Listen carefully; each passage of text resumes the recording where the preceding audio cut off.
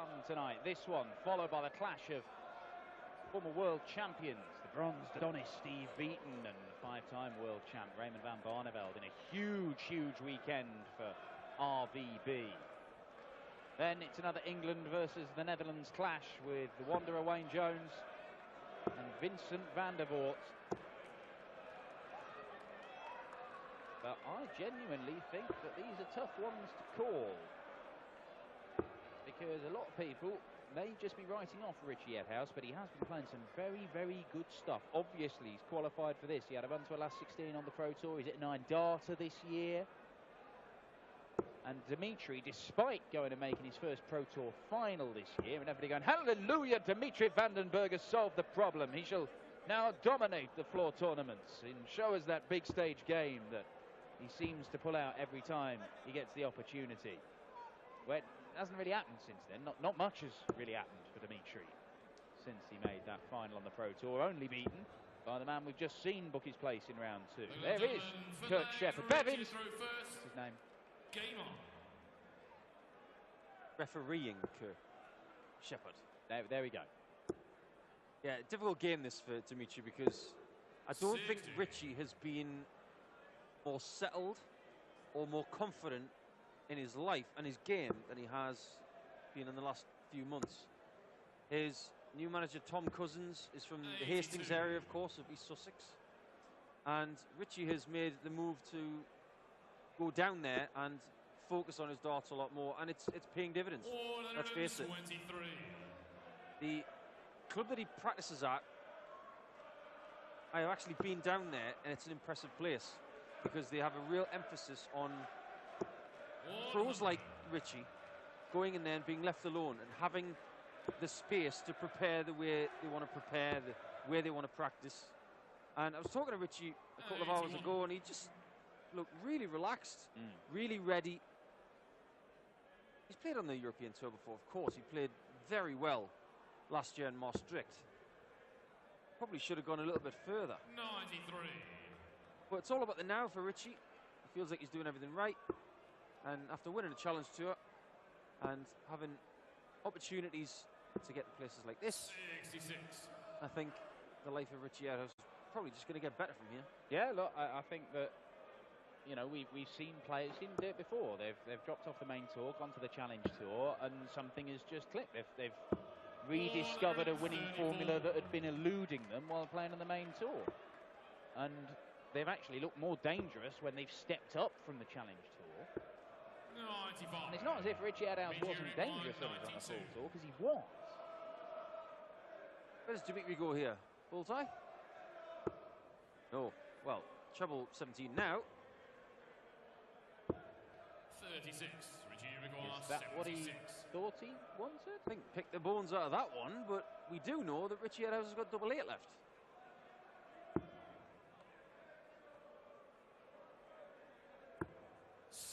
Ooh, that was so close. 56. Maybe that dart for him was a little too close to the requisite bed.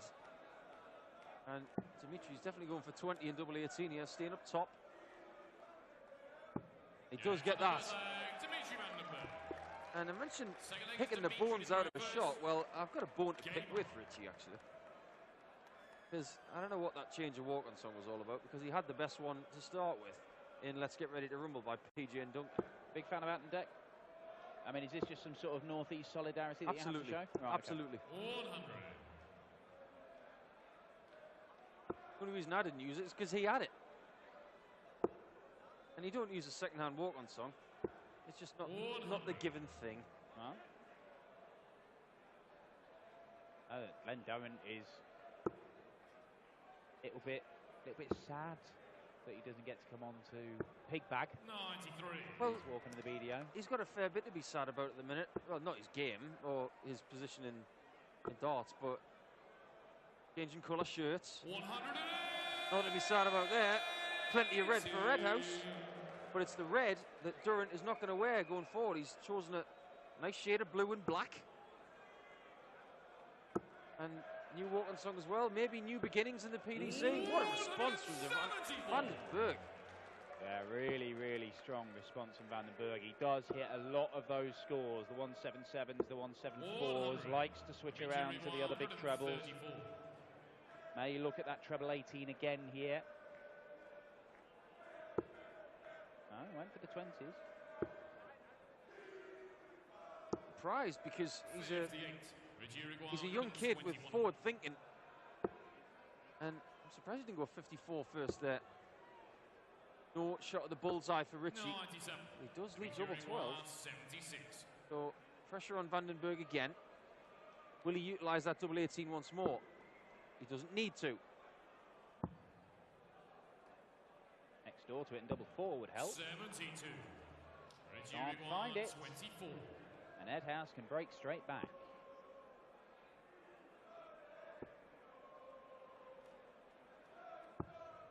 Oh, that is right on the wire, that last one at the double 6. But that's not close enough, Richie, as you well know. Costly. And with his thin points, it looks even closer somehow. That one's in though. And Van den Bergh is scraping this one, courtesy of misses from Richie. But Richie's action hasn't changed ever since he won his first Q school. It's always been very Hamilton-esque with that pronounced prod forward and then a lovely follow through on the actual throw. Yeah, a bit quicker than the hammers, isn't it?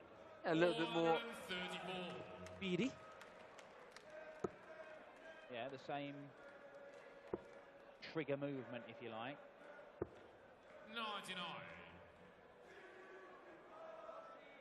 Yeah, Madhouse has gone for a nice shade of blue and black. Maybe that's the colours for 2019. Why has Glenn ditched the red? I mean, I thought that was so close to his heart with the whole Middlesbrough colours. There's Kim, who wears the Belgian colours, just like Dimitri, but I think his shirt was so similar to a football 39. shirt. There is a rule within the PDC that you're not allowed to wear football colours, or something that resembles a football shirt. Has that really been enforced with Glendowen's shirt? Wow. 60. I'll investigate further. There are a couple of shirts that do resemble. 120. I mean, look at Richie's shirt. You could probably say that looks like some sort of incarnation of a Coventry City shirt. That one looks like the national Belgian shirt. Does indeed. 45. Richie required 103. Suppose it's how you interpret it. Well, you interpret 103. First of all, you leave 88. Don't get a shot at double 14. 95. But it's good enough. Got to fix those misses at doubles, because it can become really infectious. 105. Especially now Richie his required 8. opponent is on a 2-darter. Edge on There you the go. leg, Richie And he's only 3 legs in, Well, I think it's Dimitri but you to throw don't want to first. show those Game kinds of frustration to someone like Dimitri, because he'll gobble you up. And he is only 3 legs in, but he has missed darts in the 2 that he lost. 82. And Madhouse will be feeling that he could well be 3-0 up 100. and have taken a big step towards a second round clash with Adrian Lewis, the most recent winner on the PDC Tour, picking up his title on Sunday. First title for nearly 2 years. Yeah, it's encouraging to see Adrian winning again. 25. I say that again. 25 Pro Tour titles. That includes these majors, of course. 60. That's incredible. Yeah. Adrian, of course, a man who has won the Euro Tour title as well. European Championship as well. Yep. Culmination event. But it's been a long time since he won a Euro Tour title. Yeah. 2 maximums in this leg from Dimitri Van den Bergh. Is he getting his act together here? 96. Dimitri required 84. He's going for treble 16 here. Oh, hello. Hello, Oh. double for double. Audacious. That's a little bit of the tour down under, hitting a 10-darter and going out on bullseye. Dimitri Van den Bergh. Did that against Phil Taylor in a final in that Yeah. exhibition, didn't he? That was class. 10 darter on the ball to beat Phil Taylor in a final. Yes, I know it's an exhibition, but takes chops, that does. Not sure Phil felt that was prudent, but that double 8 is good for a 3-1 lead. But there are times in your life, I'm not just talking about darts either, there are times in your life where you have an ability to express yourself. 92. And that moment where he left 50 after 9, and he went bull against Phil Taylor to win the event, I don't mind that at all. I think that was just confidence, exuberance, showmanship, call it whatever you want. It was absolutely fabulous. The shoe was on the other foot, and I'm not being bitter. Phil did that to Gary Mawson once to win 10-0.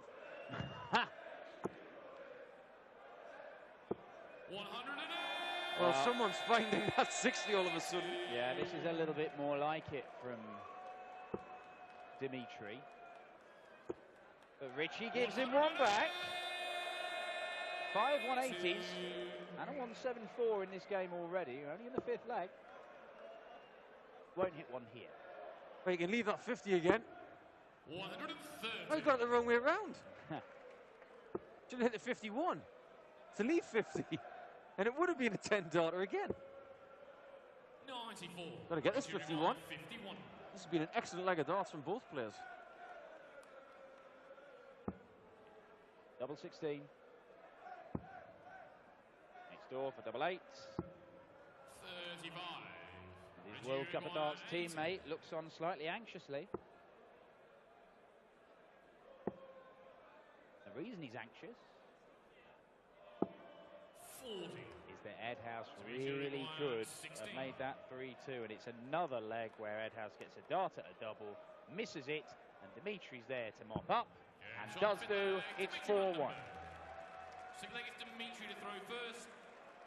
Well, it's turning into one of those games that was ever so slightly eloquently put by Richie Burnett. It's one of those games where you could potentially lose 6-3 and you should have won 9-0. Well, Richie will be feeling something 58. like that because he has had darts to win every single leg bar one.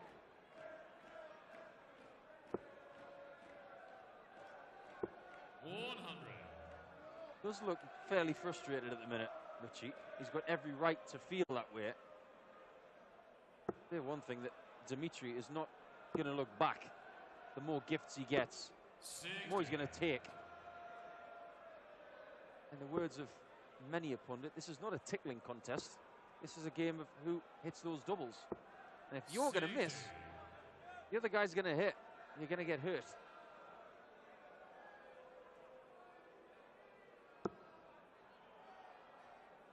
I like that little shift to the right there. He's trying to slide it down the barrel, a la Simon Whitlock and Kyle Anderson. They're the two who do that the most. Yeah, the Simon Whitlock half step. Just changes your angle of approach slightly, but it just means instead of looking at the dart, the previous marker dart straight on, you come at it from an angle, and it's basically longer. You've got more of the dart to catch and slide down into that target area. If it's a good lie, it makes sense. And again, we see Dimitri switch down after finding 2 in the treble 20. He does do that a lot.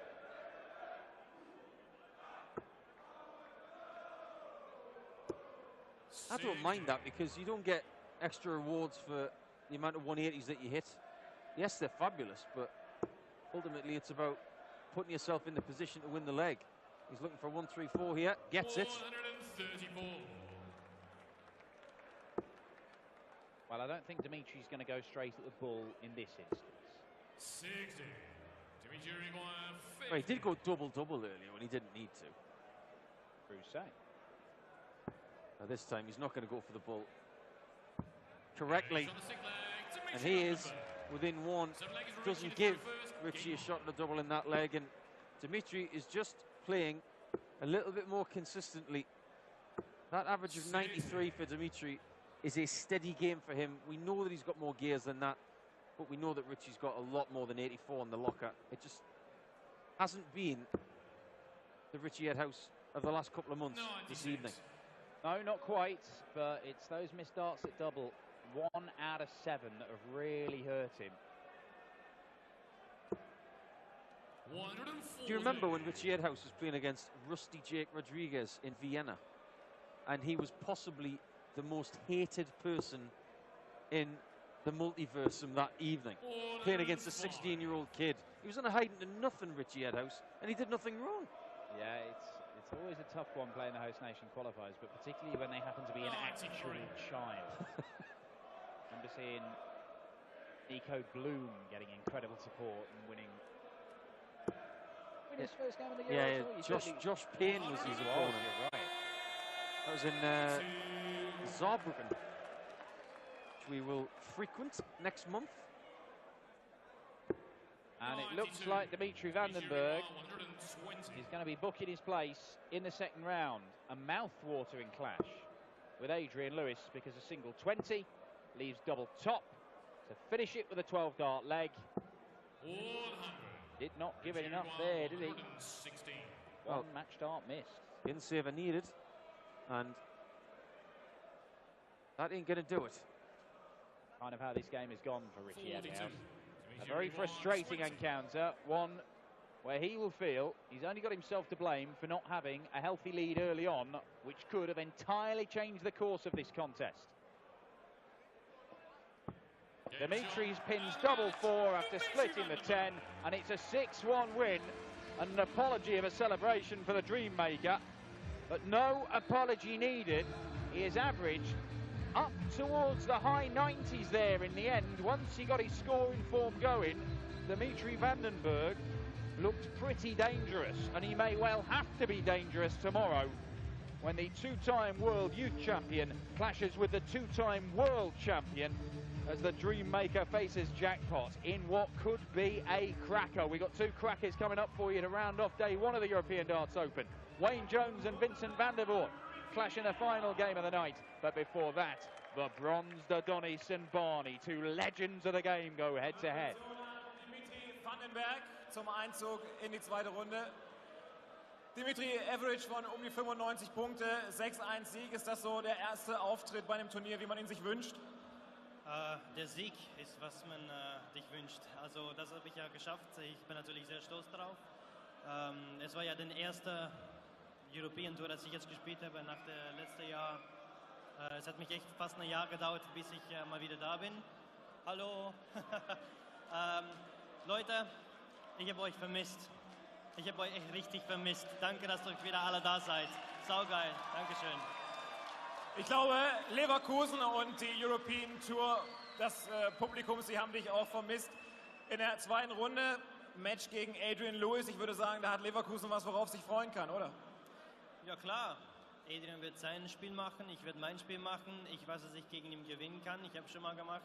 Also, was ich jetzt heute und morgen machen muss, ist mich wieder voll auf mein Spiel fokussieren und dann wieder mein Bestes geben. Aber trotzdem hoffe ich, dass jeder von euch alle mich unterstützen werde. Ich danke euch wirklich. Wir gratulieren und sagen viel Glück in der zweiten Runde dem Dreammaker Dimitri van den Bergh.